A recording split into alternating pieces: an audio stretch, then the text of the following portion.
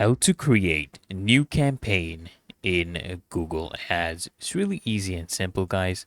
But first things first, you will start in your dashboard. So you want to go ahead and sign into your Google Ads account and then open up your dashboard. You click on Overview and then you'll see this button with blue, New Campaign. Go ahead and click on that to get started. Now here, you can start your new campaign. So you have to select your campaign objective. Okay. So there's many different objectives you can choose from. You're basically telling Google what specific goal you want to actually accomplish with your campaigns. Now here are the options, guys. We have sales. These focus on driving sales online, by phone, in store, or through an app. We have leads, where the goal is to basically generate leads and capture their email addresses. We have a website traffic where it focuses on getting people to your site. We have product and a brand consideration, where people you want to learn more about what you have to offer. And there's brand awareness and reach, which basically prioritizes impressions and brand name recognition building. We also have app promotion, where the goal is to get more installs, pre-registrations, or interactions for your app. Now these typically are going to be mobile placement heavy for obvious reasons.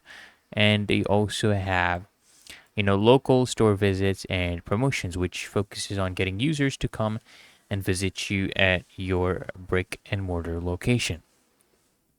Now you can also go ahead and create a campaign without a goal guidance, but it's not recommended if you are new to Google Ads.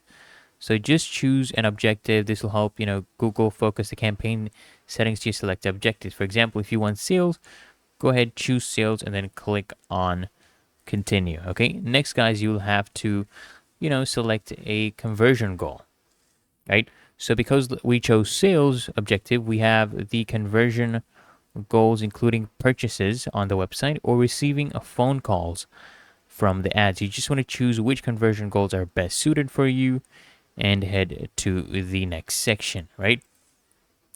Now here, you want to basically select search ads, right? You're going to basically decide which type of ads you want to use, right, to achieve these goals, right? And since this particular hub is all about search ads, we're going to click on search. And then you have to basically go ahead and set goals and name your campaign. So basically, once you select search, you'll be asked again which actions count towards your goals. You can select multiple options, including website visits, store visits, phone calls, and app downloads, right?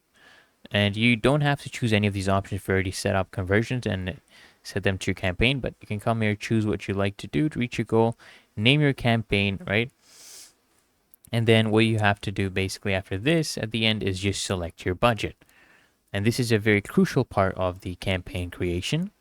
You first set an average daily budget. And you'll notice this says average daily budget and not firm, daily budget. But that's because it really is just an average. So Google will take your set average daily budget and then, multiply it by the number of days in the same month.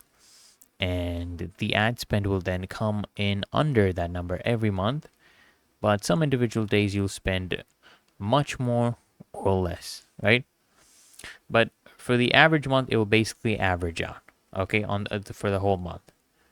So when setting your budget, just remember that you may want more than one campaign to be running at once. Just plan ahead and know how much you can dedicate to each individual campaign at this point in time, and it can always be changed later. So after this, go ahead and just choose your bid and bid strategy. So, your budget determines how much you'll spend total. So your bid and bid strategy determine what you're paying for and how much you're paying for each individual action.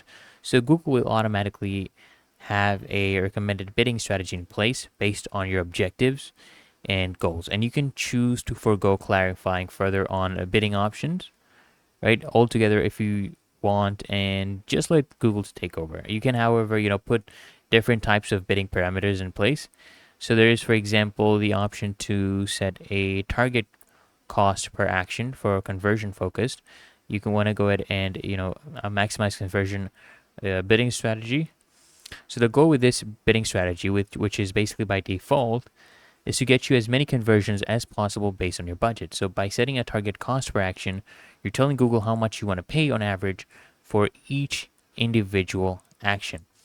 So lower bids may mean that you pay less overall, which can give you more room in the budget for additional potential clicks.